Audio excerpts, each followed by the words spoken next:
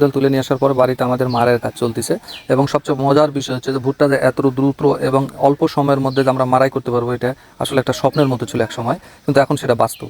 কারণটা হচ্ছে যে প্রযুক্তির ব্যবহারের কারণে আমরা এত দ্রুত সময়ে অল্প সময়ের মধ্যেই আমরা এই ভুট্টাগুলো মারাই করে ফেলালাম।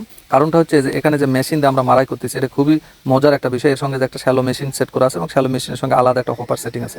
এই হোপারের মধ্যে যখন আমরা বস্তা ভরাই ছিল আগে ভুট্টা, কারণটা হচ্ছে যে আমরা যখন ভুট্টা জমিতে তুলেছি, তোলার সময় আমরা বস্তা প্যাকেট করে রেখেছিলাম গোটাটাই, তাহলে এখানে আমাদের পরিবহন করে আনাটাও অনেক সুবিধা ছিল, যে এটা একটা বড় একটা সুবিধা। এবং বস্তা প্যাকেট সহ নিয়ে এসেছি বাসায়, আনার পরে কিন্তু এই মারাই মেশিন এটা ভিতরে যখনই দেওয়া হয়েছে উপরে হলারে, একটা বস্তা পুরাটাই ঢুকে যাচ্ছে ওখানে। ঢেলে দেওয়ার পর ঠিক 2 থেকে 3 মিনিটের মধ্যে এক বস্তা ভুট্টা ভাঙানো শেষ হয়ে যাচ্ছে এবং অপোজিট সাইড দিয়ে ভুট্টার যে মজি বলা হয় ভিতরে যে অংশটা, এটা বাইরে হয়ে চলে যাচ্ছে এবং এটা বাইরে যে আলাদাভাবে পড়ে যাচ্ছে, যার কারণে এখানে কিন্তু আমাদেরকে ভুট্টা এবং ওই মজিটাকে এক জায়গায় নেই, যার কারণে আলাদা আলাদা অবস্থায় কিন্তু আমরা পেয়ে যাচ্ছি। এতে করে কিন্তু আমাদের বাছারও কোনো ঝামেলা নাই এবং খুবই সহজলভ্য এবং প্রযুক্তির ব্যবহারের কারণে এখন কৃষকরা কিন্তু ভুট্টা চাষ করে এই জন্য লাভবান হচ্ছে।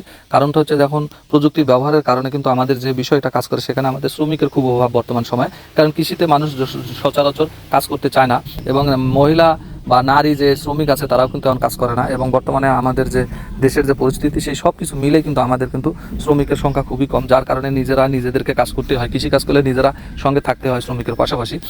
আমি নিজেও ছিলাম এবং আমরা ভুট্টা ভাঙানো যে মারাই পদ্ধতি, সে মারাই পদ্ধতির কাজ সম্পূর্ণ করতেছি এবং সম্পূর্ণ আজকে হয়ে যাবে। কারণ এক জমির থেকে নিয়ে এসেছি, এক জমিটা আজকে শেষ হয়ে গেলে পরবর্তীতে আরও জমির আছে, সেটা নিয়ে আসতে হবে। আপনারা জানেন আমাদের গরুর ফার্ম আছে, গরুর ফার্মের জন্য কিন্তু আমাদের ভুট্টার খুব প্রয়োজন হয়, যার কারণে আমরা কিন্তু ভুট্টা করেছি। এবং এই ভুট্টাগুলো কিন্তু আমরা বিক্রয় করবো না, কারণ ভুট্টা ভাঙানোর পরে মারাই শেষ হয়ে গেলে এটা আমরা শুকাবো।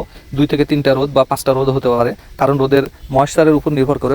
অতিরিক্ত যদি আমরা ভালো করে শুকিয়ে যদি রেখে দিই, তাহলে এতে করে কিন্তু আমাদের ফাঙ্গাস হওয়ার কোনো সম্ভাবনা থাকে না, যাকে ভুয়া ধরা বলা হয়। কারণ ফাঙ্গাস ধরলে পারা এটা ভুয়া হয়ে গেলে পারা, রস থাকলে পারা, ময়েশ্চার বেশি থাকলে এটা গরুর জন্য অনেক ক্ষতিকারক হয় এবং কালো কালো হয়ে যায়। যার কারণে আমরা এখন যদিও মেঘলা আকাশ এবং বর্ষা মৌসুম, এর মাঝে আমাদেরকে শুকাতে হবে এবং আমরা মেশিনটা বিদায় করে দেওয়ার পরে কিন্তু এটা আমরা এখন শুকিয়ে দেবো। কারণ শুকানোর জন্য যে আমরা বাদাই জাল ব্যবহার করি, এখন বাদাই জাল অর্থাৎ নীল কালারের যে ফেটি জাল থাকে বাদাই, এই জাল এক সময় কিন্তু ব্যবহার হতো জেলেদের ক্ষেত্রে। এটাও কিন্তু আমরা নিয়ে এসেছি বাড়িতে আনার পর কৃষিকাজে ব্যবহার হচ্ছে। এটাতে বড় আমরা চাঁদা বানাইছি। কারণটা হচ্ছে যে এখন আমরা যে মাটিতে যদি দিই, তাহলে এখানে কিন্তু তুলামেলা খুব ঝামেলা। এই যে লক্ষ্য করলে আপনারা বুঝতে পারবেন। এবং নিচে বিছানো আছে এবং বিছানোর মধ্যে দিয়ে উপরে আমরা মেশিন সেট করে দিয়েছিলাম এবং এখান থেকে মারাই শেষে কিন্তু ভুট্টা থেকে গেছে। এবং এখন আমরা ভুট্টাগুলো সুন্দর করে আবার এখানে বিছিয়ে দেবো। এখানে যে রোদ আছে, এই রোদে আবার শুকিয়ে যাবে এবং রোদে শুকানোর পরেই কিন্তু এটা আমরা সুন্দর করে বস্তা প্যাকেট করব এবং বস্তা প্যাকেট করে রেখে দিব। এবং পরবর্তীতে যখন আমরা গরুর খাবারের জন্য যখন এটা আমরা ভাঙাবো, মেশিনে লেদের আদা সেদ্রা করে, অর্থাৎ ফুল একবারে মিশ্রিং করা যাবে না, একেবারে মিহি করলে পারে, সেটার জন্য সমস্যা। এটা গরুর জন্য আমরা আদা সেদ্রা করে মেশিন থেকে ভাঙিয়ে এনে গরুকে খাবার দেবো। এটা হলো দানা খাবারের একটা অংশ। পাশাপাশি আমরা এর আগে আপনাদেরকে ভিডিও দেখাচ্ছি যে ভুট্টাগুলো ছিল আমাদের, সে ভুট্টা গাছ সহ আমরা কিন্তু কেটে এটাকে সাইলেজ করে কিন্তু আমরা রেখে দিয়েছি সেটা গরুকে খাওয়ানোর জন্য। আর এটা দানা খাবার হিসেবে এটা পরিপক্ক একবারে ভুট্টা, এটা কিন্তু আমরা জমি থেকে নিয়ে এসেছি এবং এর মধ্যে দিয়েই কিন্তু আমাদের খামারের আসে সফলতা। প্রত্যেকটা খামারি বা একজন কৃষকের জন্য কিন্তু তার প্রযুক্তিগত ব্যবহার এবং আধুনিক যন্ত্রপাতি এবং নিজস্ব যে জ্ঞান বুদ্ধি, এটা যদি অর্থাৎ প্রায়োগিক বিজ্ঞান, ফলিত বিজ্ঞান, এটা যদি আমরা ব্যবহার করতে না পারি, তাহলে এখান থেকে কিন্তু লাভবান হওয়া সম্ভব না। মূল বিষয় হচ্ছে যে আমি একজন কৃষক এবং আমার এই কৃষিকাজের দৈনন্দিন জীবনের প্রতিদিন যে আমি কাজ করে থাকি, প্রত্যেকটা কাজের ভিডিও কিন্তু আমি দেওয়ার চেষ্টা করি ইনশাআল্লাহ।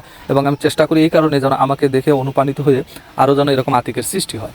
আপনারা বিষয়টা লক্ষ্য করে দেখবেন যে কৃষক হিসেবে মানুষ নিজেকে পরিচয় দিতে লজ্জাবোধ করে, বিশেষ করে যারা শিক্ষিত হওয়ার পরে যারা কৃষিকাজ করে। আর এই ক্ষেত্রেই কিন্তু আমাদের সমস্যা হয়ে গেছে, যার কারণে কিন্তু আমি আমার শিক্ষিত হওয়ার পরেও আমি চাই যে আরও শিক্ষিত বেকার যে যুবক ভাইরা আছে তারা এখান থেকে শিক্ষা নেবে এবং এর মধ্যে দিয়ে কিন্তু আমাদের সফলতা আসবে। এটাই হলো আসল বাস্তবতা। আসসালামু আলাইকুম।